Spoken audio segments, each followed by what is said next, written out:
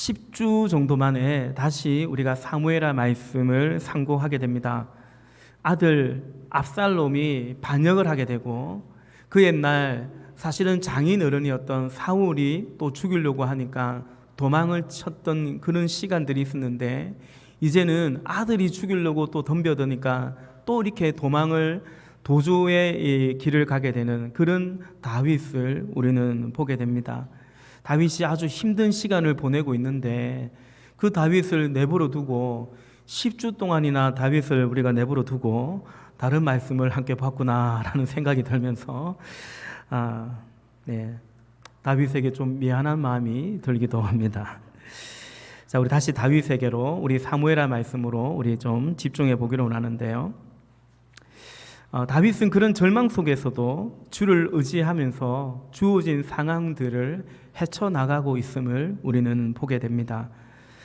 아들 압살롬의 쿠데타로 인해서 도주의 길을 가면서 다윗은 가장 먼저 하나님을 향해 전심으로 참회하고 애통해하고 있는 것을 우리는 보게 되죠.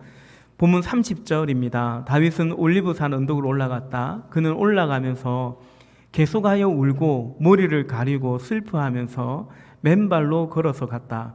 다윗과 함께 있는 백성들도 모두 머리를 가리고 울면서 언덕으로 올라갔다. 아멘. 여러분, 다윗은 비록 쫓겨가고 있는 왕이지만 아직은 엄연히 왕입니다.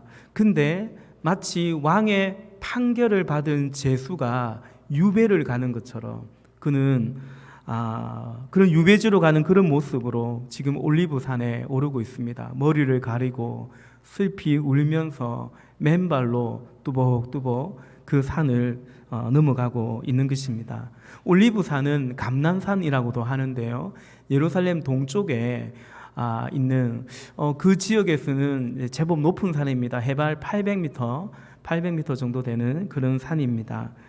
그는 지금 왕이신 하나님 앞에 하염없이 애통해하며 참회하며 걷고 있습니다.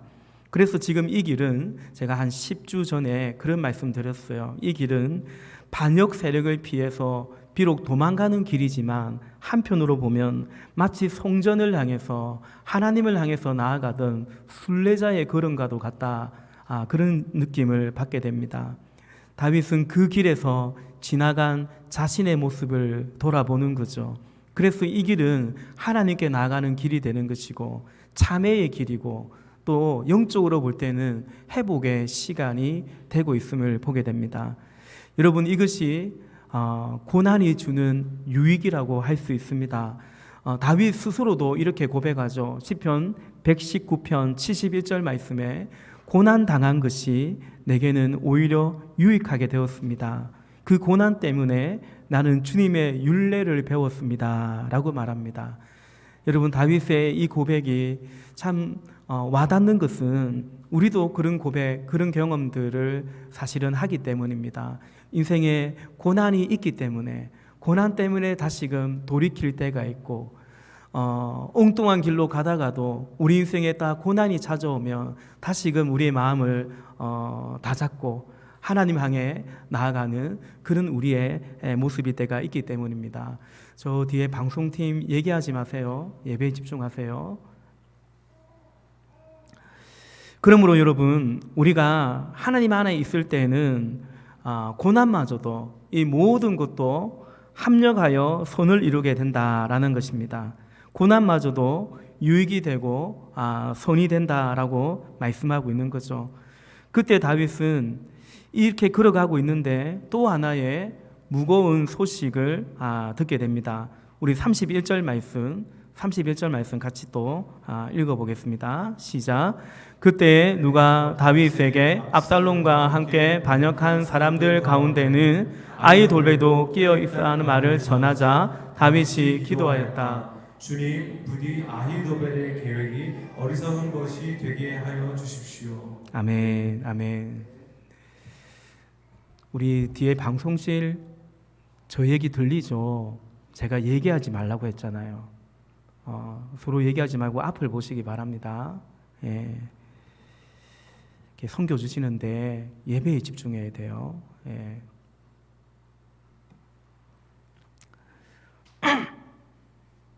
다윗은 또 하나의 무거운 소식을 듣게 되는데 그것은 아히도벨이 이 압살롬의 반역에 동참했다라는 것입니다.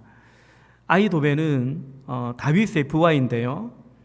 그가 압살롬에게로 돌아섰다라는 것입니다. 반역에 동참한 것이니까 그 역시도 반역자가 되는 것입니다. 그 말을 들은 다윗은 어떻게 합니까? 적시로 기도합니다. 우리 읽었던 31절 말씀에 주님, 부디 아히도벨의 계획이 어리석은 것이 되게 하여 주십시오. 아히도벨은 탁월한 지략가입니다. 책사입니다. 다윗은 그것을 잘 알고 있습니다. 그가 압살롬의 반역에 동참한 것입니다. 이 상황에서 다윗이 할 수 있는 것은, 다윗이 할 수 있는 최선은 뭐였는가? 바로 기도였습니다. 우리 오늘도 좀 보기도 하고 다음 주에 계속 우리가 살펴보겠지만 사무엘하, 우리 오늘은 15장 보고 있죠. 16장, 17장을 보면 다윗의 이제 이 판단과 이 기도가 얼마나 정확한 것이었는지를 우리는 알 수 있게 됩니다. 우리 16장은 볼까요? 16장, 15장 펼쳐놨으니까 16장 15절에 보면 압살롬은 그를 따르는 이스라엘 백성의 큰 무리를 거느리고 예루살렘으로 입성하였으며 아히돌베도 그와 함께 들어왔다. 그러니까 드디어 이제 이 압살롬이 예루살렘의 수도로 이제 입성합니다. 이른바 무혈 입성을 하게 됩니다. 성공한 쿠데타가 된 것입니다. 그 성공한 쿠데타는 쿠데타라 부르지 아니하고 뭐 혁명이라 하기도 하고 뭐 나라를 바로 세우기 위한 그런 구국의 결단이다 뭐 이런 식으로 말을 하죠. 이때 압살롬이 아히도벨의 자신과 함께하는 아히도벨의 지략을 10분 활용하려 합니다. 16장 20절부터 23절까지 말씀해 보면 우리 20절부터 23절까지 한번 교독하겠습니다. 압살롬이 아히도벨에게 물었다. 이제 우리가 무슨 일부터 해야 될지 의견들을 내어 보시오. 아히도벨이 압살롬에게 말하였다. 부왕이 왕궁을 지키라고 남겨둔 후궁들과 동침하십시오. 이렇게 임금님께서 부왕에게 미움받을 일을 하였다는 소문을 온 이스라엘이 들으면 임금님을 따르는 모든 사람이 더욱 힘을 낼 것입니다. 그리하여 사람들이 옥상 위에 압살롬이 들어갈 장막을 차려주니 온 이스라엘이 보는 앞에서 압살롬이 자기 아버지의 후궁들과 동침하였다. 사람들은 아히도벨이 베푸는 모략은 무엇이든지 마치 하나님께 여쭈어서 받은 말씀과 꼭 같이 여겼다. 다윗도 그래야했지만 압살롬도 그래하였다. 아멘. 다윗의 후궁들과 백성들이 보는 앞에서 동침을 하라고 제안을 합니다.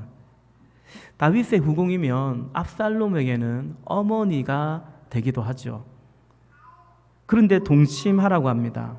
그러면 압살롬을 지지하는 반역 세력들에게는 더 확신을 심어주는 것이 되는 것이고, 여전히 다윗에게 마음을 두고 있는 백성들이 있다 할지라도 이것을 보게 되면 그들은 절망하게 되고 그만 사기가 땅에 떨어지게 되는, 그러니까 이것은 당시에 어떤 나라를 점령하는 왕이나 장군들이 해오던 방식이기도 했던 것입니다. 그런데 세상 방식으로 보면 이것은 모략이고 지략이라고 할 수 있겠지요. 그러나 이것은 율법으로 본다면 율법의 정면으로 위배되는 것입니다. 그런데 아히도벨도 그리고 압살롬도 전혀 거기에 개의치 않은 것을 보게 됩니다. 레위기 20장 11절 말씀에 보면 제 아버지의 아내와 동침한 자는 아버지의 몸을 부끄럽게 한 것이다. 그 두 사람은 반드시 사형에 처해야 한다. 그들은 자기 죗값으로 죽는 것이다. 아멘. 그런데 여러분, 아히도벨의 이 계략은 여기서 멈추지 않습니다. 계속해서 이어집니다. 17장 볼까요? 17장 1절부터 4절까지의 말씀도 한번 교독해서 읽겠습니다. 아히도벨은 압살롬에게 또 이와 같이 말하였다. 부디 내가 12,000명을 뽑아서 출동하여 오늘 밤으로 당장 다윗을 뒤쫓도록 허락하여 주십시오. 그가 지쳐서 힘이 없을 때 내가 그를 덮쳐서 겁에 질리게 하면 그를 따르는 모든 백성이 달아날 것입니다. 그때 내가 왕만을 쳐서 죽이면 됩니다. 그렇게만 되면 내가 온 백성을 다시 임금님께로 돌아오게 할 수 있습니다. 아내가 남편에게 돌아오듯이 백성이 그렇게 임금님께로 돌아올 것입니다. 임금님께서 노리시는 목숨도 오직 한 사람의 목숨입니다. 나머지 백성은 안전할 것입니다. 압살롬만이 아니라 이스라엘의 모든 장로도 이 말을 옳게 여겼다. 아멘. 여러분, 이 전략은 사실은 매우 탁월한, 그리고 지금 이 타이밍에 정말 탁월한 전략입니다. 다윗이 도망가고 있는데 이미 지쳐 있습니다. 그래서 아히도벨은 12,000의 군사만 붙여준다면, 미룰 게 아니라 지금 당장 다윗을 쫓아가면 다윗과 함께 뜻을 모아서 어쨌든 도주하고 있는 그 군사들은 혼비백산하여 흩어지게 될 것이고, 그러면 다윗 한 사람만 잡으면 죽이면 되지 않느냐, 그 백성들도 다 다시 임금님의 백성이 될 것이다, 이렇게 아히도벨은 제안을 합니다. 만약 이것이 그대로 실행에 옮겨지면 다윗은 어쨌든 그 죽음을 면할 길이, 피할 길이 없게 됩니다. 그래서 다윗이 기도한 것입니다. 주님, 부디 이 아히도벨의 계획이 어리석은 것이 되게 해주십시오 라고 기도한 것입니다. 이렇게 기도를 하면서 그 산에 오르고 있는데, 그 산의 정상쯤에, 꼭대기에 다다를 즈음에 또 한 사람의 다윗의 부하였던 아렉 사람 후세라는 사람이 다윗에게로 옵니다. 32절입니다. 15장 32절 또 같이 읽어보겠습니다. 다윗이 사람들이 하나님을 경배하는 산 꼭대기에 다다르니 아렉 사람 후세가 슬픔을 못 이겨서 겉옷을 찢고 머리에 흙을 뒤집어 쓴 채로 나오면서 다윗을 맞았다. 아멘. 여러분, 후세 역시 아히도벨과 함께 다윗의 부하였습니다. 그러나 후세는 아히도벨처럼 반역에 동참하지 않았습니다. 오히려 왕이 처한 이 고난을, 그 소식을 듣고서 슬피 우면서 왕에게로 쫓아온 것입니다.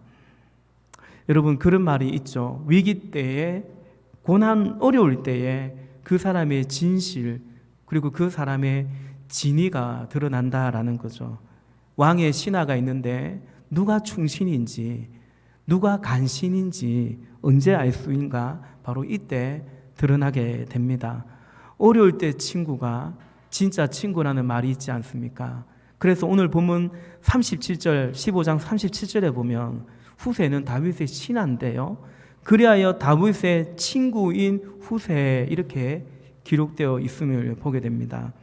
여러분, 왕에게 어떤 신하가 좋은 신하입니까?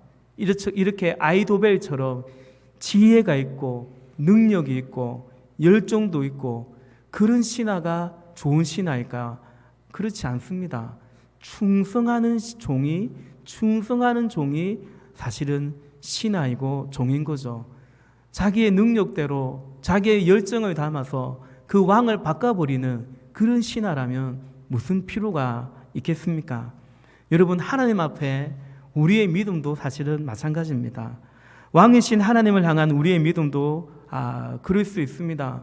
고난 중에, 위기 때에 우리의 믿음도, 우리의 진심도 더 확인되는 거죠. 여러분, 다윗에게도 그러하다면 하나님 앞에 우리의 실력이, 능력이 뭐 필요하겠습니까? 또 우리의 열정인들 뭐가 중요하겠습니까? 우리가 하나님께 작은 일에 충성하는 그 충성이 특별히 위기일 때도, 고난일 때도 마음 변치 않고 그 주님을 따르는 그것이 바로 믿음인 것이죠. 그러므로 여러분, 당연히 우리는 아히도벨이 아닌 후세 같은 믿음이요, 후세 같은 사람이어야 하겠죠. 여러분, 이렇게 대단한 일, 큰 일만이 아니라 작은 것에서부터 그렇습니다. 주일 예배를 지켜가는 이런 작은 것에서부터 여러분 사실은 그렇습니다. 예수께서도 말씀하시기를 작은 것에 불의하지 말고 작은 일에 충성하라고 제자들에게 말씀하신 것입니다. 이제 본문 33절 이하부터는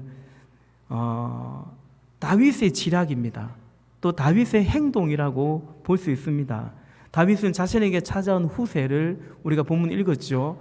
압살롬에게로 돌려보냅니다. 위장해서 전입시키는 거죠. 위장해가지고 전향을 시키는 겁니다. 그래서 압살롬 왕의 아히도벨만큼이나 압살롬의 신하가 되어서 그 아히도벨의 책략이 계획이 실패로 돌아가도록 그렇게 다윗이 일을 진행해 갑니다. 본문 34절이죠. 우리 34절도 다시 한번 같이 읽어보겠습니다. 시작.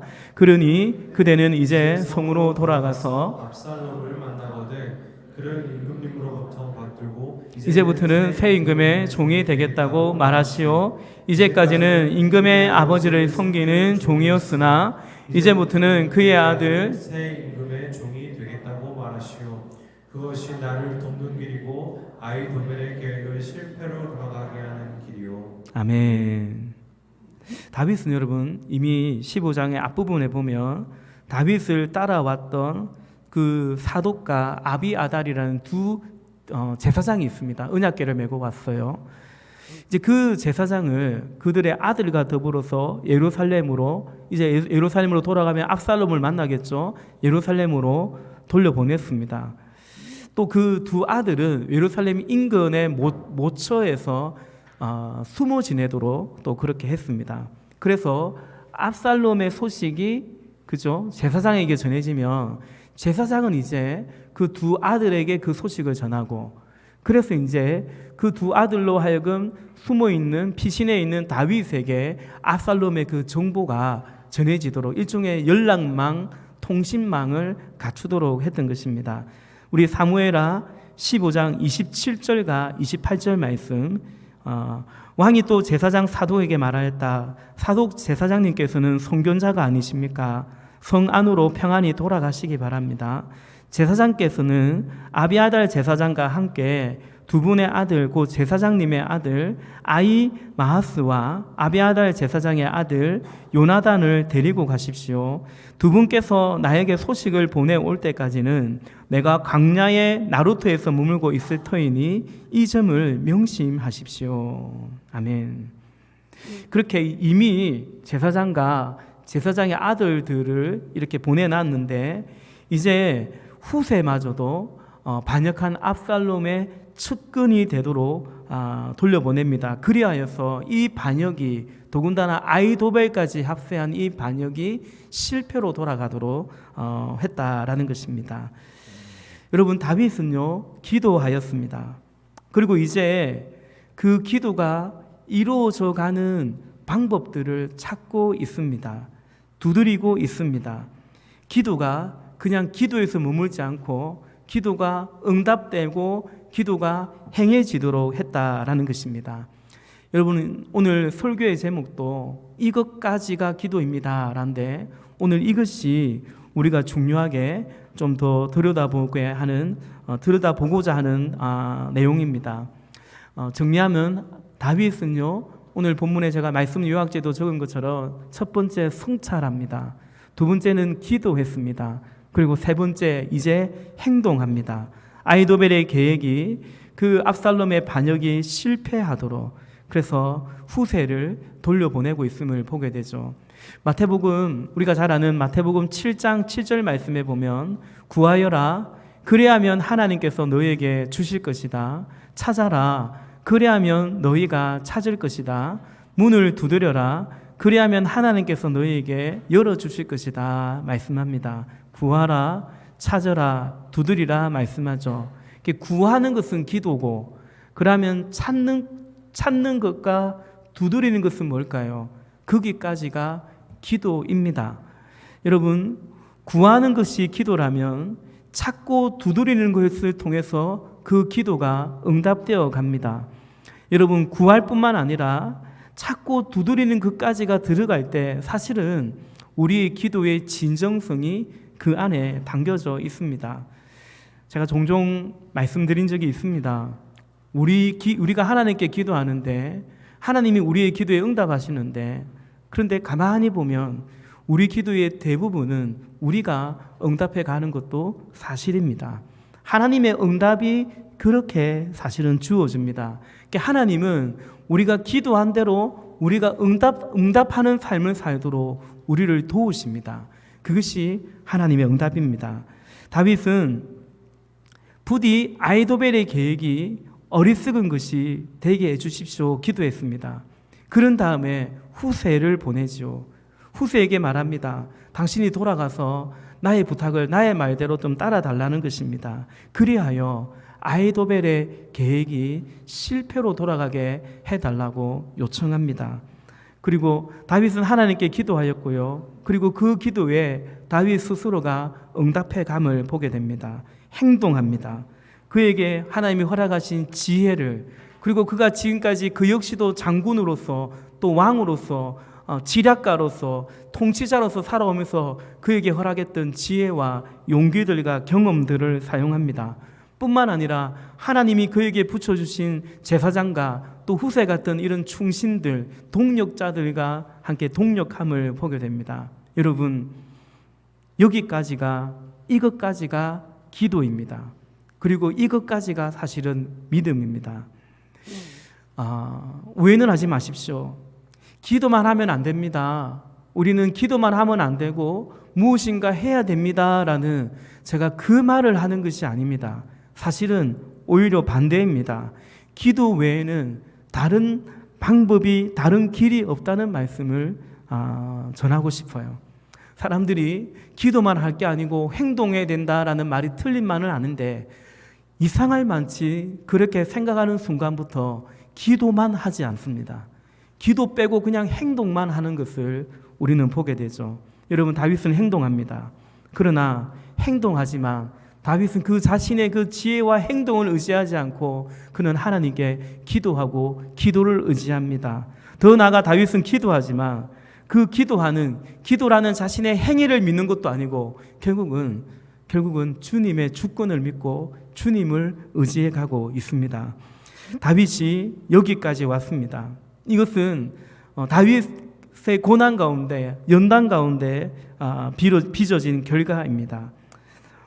그러므로 여러분, 이것은 오늘 주를 믿고 신앙생활을 해가는 우리도 여기까지 연단되어지고 또 여기까지 이르러야 되는 것입니다. 사랑하는 여러분, 이 모든 것이 기도입니다. 이것까지가 기도요 믿음입니다. 우리가 해야 할 것은 행하고 우리가 할 수 있는 것은 하면서, 그러나 우리가 할 수 없는 것은 기도로 맡겨드려야 됩니다.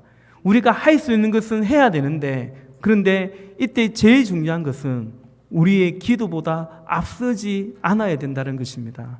우리가 또한 기도해야 되는데, 우리가 드릴 가장 중요한 기도가 있다면 주님의 주권을 믿는, 주께 맡기는 의탁과 또 주의 뜻을 따르고자 하는 순종의 기도인 것입니다. 걱정되니까, 불안하니까 그냥 기도하는 그런 기도가 아니라, 그리고 어쩌든지 내 뜻과 내 고집을, 내 생각을 이루려고 하는, 그래서 간절한 그런 기도가 아니라 우리의 삶을 주님께 의탁하면서 그리고 주님의 뜻에 순종하고자, 그렇게 우리는 기도하고 또 기도하는 것입니다. 다윗은 앞서 자기 언약궤를 메고 자신에게 찾아왔던 그 제사장들을 예루살렘으로 돌려보냈다고 했죠. 원래 이 언약궤가 있으면 안심이 될 거야, 언약궤가 있으면 우리가 보호를 받을 거야, 이스라엘 백성들 안에 그런 사상과 그런 것들이 참 많았거든요. 그런데 다윗은 언약궤를 돌려보냅니다. 언약궤는 예루살렘에 있어야 될 거라고 돌려보냅니다. 그러면서 그때 제사장에게 이렇게 말하죠. 사무엘하 15장 25절과 26절입니다. 25절과 26절. 왕이 이제 제사장 사독에게 말하였다. 하나님의 궤를 다시 도성 안으로 옮기시오. 내가 주님께 은혜를 입으면 주님께서 나를 다시 돌려보내 주셔서 이 궤와 이 궤가 있는 곳을 다시 보게 하실 것이요. 그러나 주님께서 나를 싫다고 하시면 오직 주님께서 바라시는 대로 나에게 이루시기를 빌 수밖에 없소 말합니다. 무슨 뜻입니까? 다윗은 그의 생사하복을 주님께 맡깁니다. 의탁합니다. 그리고 그 뜻이면, 주의 뜻이면 따르겠느라 고백합니다. 심지어 주님께서 나를 싫다고 하시면, 그래도 주님께서 나를 싫다고 하면 그것마저도 내가 어찌할 수 없어. 주님께서 바라시는 대로 나에게 이루어지기를 빌 수밖에 없다라고 다윗이 고백하죠. 여러분, 이것이 믿음입니다. 우리는 그래서 기도하는 것입니다. 이런 믿음이기를 바라서요. 이런 믿음이기를 바라기 때문에, 이렇게 주의 뜻이면 그대로 따르기를, 순종하기를 바라기 때문에, 여러분, 그래서 우리는 기도해야 하고 기도하는 것입니다. 시편 126편 6절 말씀에 울며 씨를 뿌리러 나가는 사람은 기쁨으로 단을 가지고 돌아온다라고 말씀합니다. 여러분, 이건 상식적이고 또한 성경의 가르침입니다. 씨를 뿌려야죠. 땀을 흘려야죠. 그리고 김을 메고 또 때가 되면 추수하고 그 단을 거두어 드려야 되는 것입니다. 수고해야 되는 것입니다. 우리는 이런 믿음이고 이런 삶을 살아가야 됩니다. 그러나 다만 그것이 다는 아닙니다. 다만 그것만을 우리는 이해하거나 믿고 살아가는 것이 아닙니다. 그래서 시편 126편의 제일 마지막 구절은 이러하지만 바로 그 다음 시편인 127편에서 이렇게 말하고 있죠. 시편 127편 1절과 2절의 말씀입니다. 주님께서 집을 세우지 아니하시면 집을 세우는 사람의 수고가 헛되며 주님께서 성을 지키지 아니하시면 파수꾼의 깨어있음이 헛된 일이다. 일찍 일어나고 늦게 눕는 것, 먹고 살려고 애써 수고하는 모든 일이 헛된 일이다. 진실로 주님께서는 사랑하시는 사람에게는 그가 잠을 자는 동안에도 복을 주신다. 아멘. 그러니까 집은 어떻게 세워집니까? 세우는 자의 수고를 통해 세워집니다. 성은 어떻게 지켜냅니까? 파수꾼의 그 깨어있음으로, 경성함으로 지켜내는 것입니다. 그러나 우리가 하나님 앞에서, 오늘 시편 기자는 그렇게 고백하죠. 우리 또한 그렇게 고백합니다. 하나님께서 집을 세우지 아니하시면 집을 세우는 자의 수고가 헛된 것이고, 하나님께서 지켜주지 아니하시면 그 파수꾼이 밤을 새고 철야하며 깨어있는 것이 헛된 일이다. 일찍 일어나고 늦게 눕고 먹고 살려고 애써 수고하는 모든 일이 헛된 것이다. 진실로 주님께서는 사랑하시는 사람에게는 그가, 참 좋아하는 말씀입니다, 잠을 자는 동안에도 복을 주신다 말씀합니다. 여러분, 이 말씀이 주님은 사랑하는 자에게는 잠만 자도 복을 주신다고 하니 고마 잠이나 자자, 그 뜻이 아니죠. 잠밖에 잘 수 없는 거예요. 더 이상 내 힘으로, 내 손으로 무언가 할 수 없는 거죠. 잠은 잘 수 있죠. 그럴지라도 하나님께서는 사랑하는 자에게 그가 잠을 자는 동안에도 사랑하시고 지켜주시고 보호하시고, 난 그 어떤 수고도 할 수 없고, 내가 집을 세울 수도 없고, 내가 성을 지킬 수도 없고, 내 인생 내가 어찌할 수 없는 그 순간에도 하나님께서는 사랑하시는 자를 지키시고 보호하시고, 이스라엘의 하나님은 주무시도 않고 졸지도 아니하시고 지켜주신다, 복을 주신다라는 고백입니다. 결코 나는 그냥 수고도 하지 않고 잠만 자겠다, 그런 고백이 아니죠. 여러분, 그래서 우리는 여전히 집을 세워가고 있고요, 여전히 성실하게 애써가며 성을 지켜갑니다. 그러나 오늘 이 고백이 우리의 고백이고 우리의 믿음인 거죠. 주님이 세우지 아니하시면, 주님이 지켜주지 아니하시면, 제가 한번 말씀드린 기억이 있는데요, 제가 20대 시간에 한 5, 6년 정도, 한 또 30대 초반까지 장사를 했어요. 그때 제 책상에 시편 126편 6절의 말씀을 딱 처음에 붙였습니다. 그러니까 애쓰고 수고해야 되는 거죠. 울며 씨를 뿌리는 자가 기쁨으로 그 단을 거지고 거두어 드리겠다라는 그 말씀을 딱 믿고 의지하면서 제가 할 수 있는 나름 최선으로 장사했더랬습니다. 그렇게 시간이 지난 다음에 어느 날 127편의 이 말씀이 딱 눈에 들어오는 거예요. 어느덧 좀 장사가 궤도에 오르고 하나님의 은혜와 복으로 그때 제가 제 마음 안에 이 127편 1절과 2절의 말씀이 그렇게 저에게 경각심이 되었습니다. 하나님, 제가 애쓰고 수고하지만 그리 해야죠. 그럼에도 주님께서 세워주지 아니하시면, 주님께서 지켜주지 아니하시면 다 허사라는 그 고백을, 그래서 우리는 그 믿음 위에 우리는 울며 씨를 뿌리는 그런 삶을 살아가는 것, 그게 바로 믿음이다라는 거죠. 그러니까 주님의 주 되심을 믿는 것입니다. 그분의 주권을 인정하며 내 삶을 맡겨드리며 그분의 인도하심을 따르는 것이 바로 믿음인 것입니다. 말씀을 정리하고자 합니다. 우리는 다윗의 오늘 이 모습 속에서 다윗은 기도해놓고 믿음 없이 또 액션을 취한다, 그것이 아닙니다. 그는 기도했기 때문에 그 기도 안에서 여기까지 기도하는 마음으로 그는 행동을 취하고 있는 것입니다. 여러분, 이 모든 것은 헤세드 안에서 헤세드의 삶을 살아가기 위함인 것입니다. 여러분, 우리가 기도하고 믿음으로 살아가서 결국 맺는 열매가 있다면 헤세드의 삶을 살아가는 것입니다. 헤세드는 무슨 뜻인가? 히브리어인데요.